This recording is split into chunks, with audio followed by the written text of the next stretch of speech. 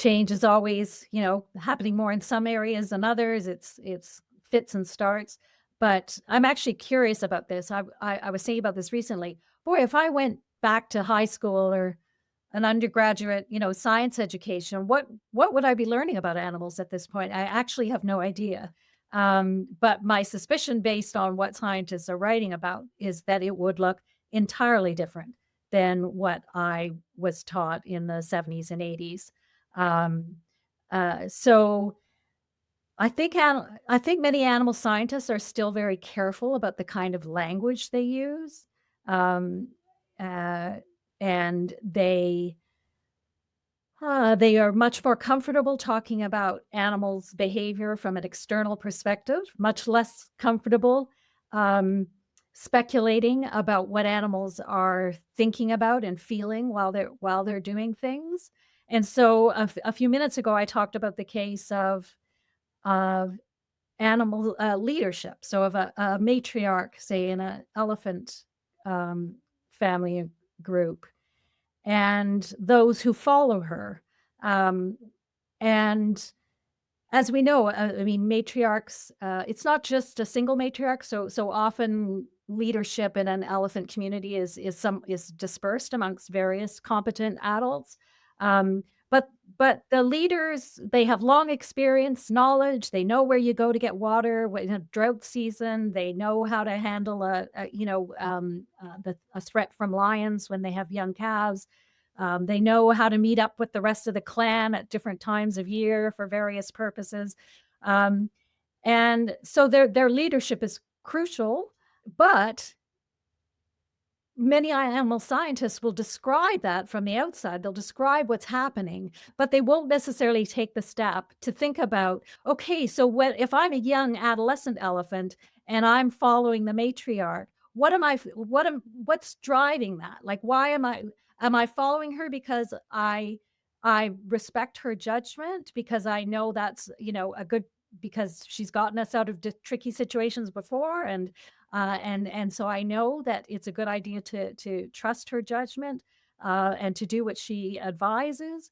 Am I doing it just because that's what my friend elephant beside me is doing, or because that's what my mom, who's also part of the group, is suggesting that is leading me to do that? There's all kinds of possibilities there, and um, and and in many ways, I don't think they are out of reach for us, but I think we're a long way from understanding a lot of that sort of those internal mechanisms that animals are doing when they are following the norms of a group, or engaging in decision making as a group, or all the things that are politics.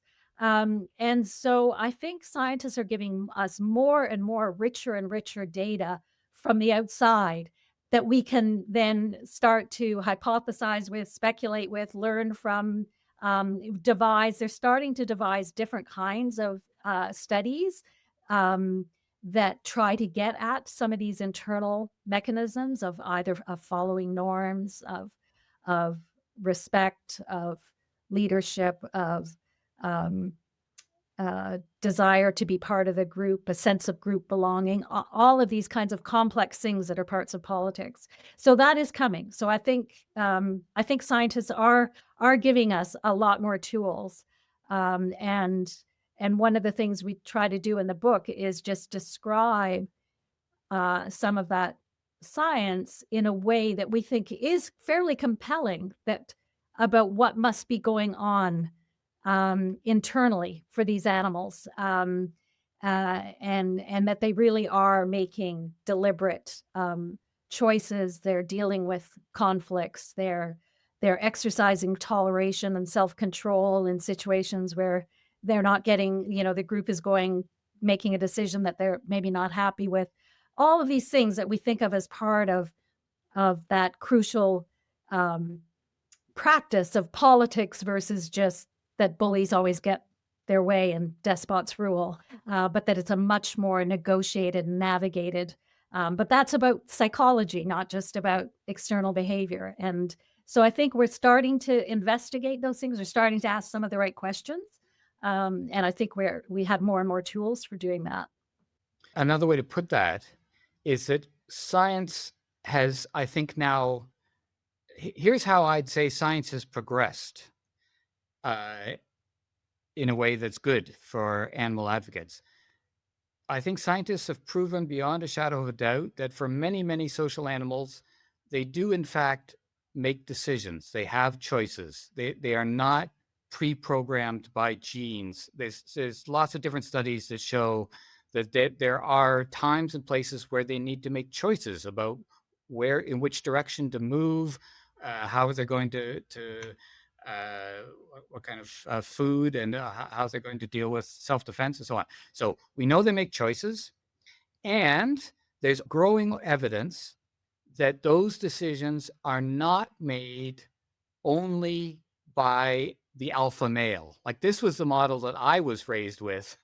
Sue's talking about what model of animal life were you raised with? So when I was raised, I was taught that there's always the alpha male who's a bully and who intimidates everyone else to come follow the rule of the alpha male.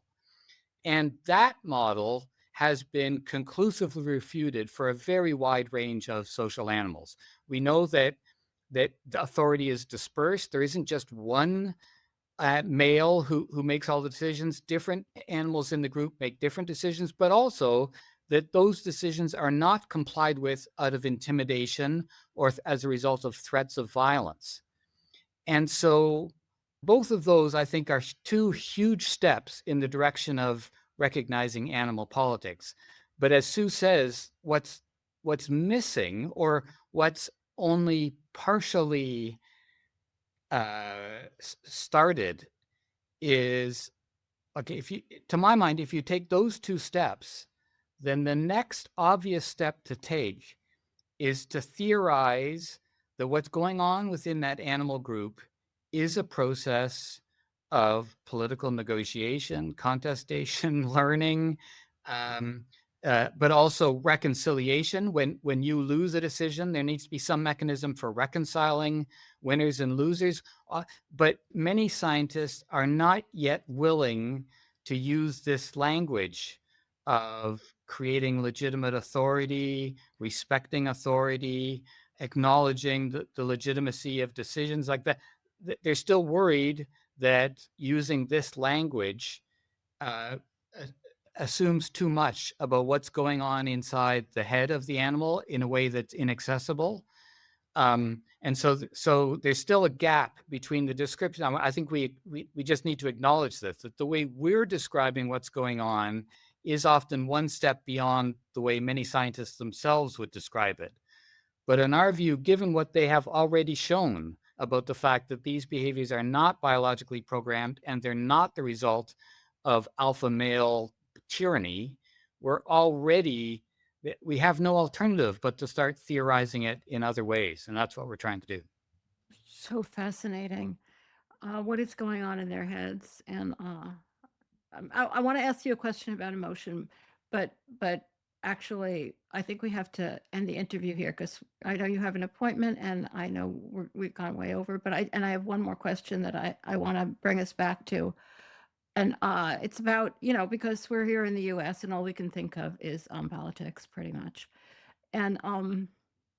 And that's not just here in the US. I mean, it's a politically fraught time for a lot of people.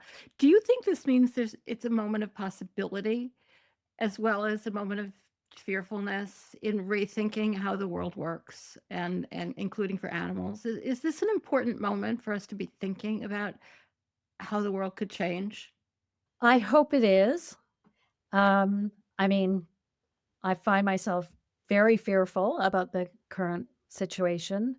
Um, but I also imagine that there are going to be lots of sort of unpredictable fallout from the place that we are now.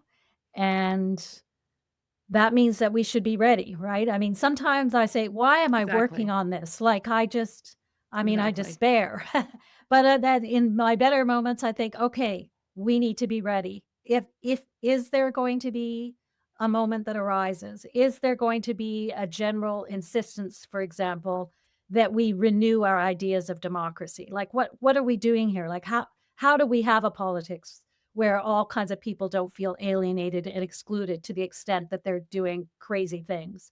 How are we going to do democratic renewal? Well, maybe that's a moment, right? Where, well, maybe if we think about politics in this more capacious way by looking at, and we look at how animals do politics, um, and not just learn from that, but think about how we can and do it all together. Maybe that's a project of democratic and political renewal, that we could get people excited about at the right moment.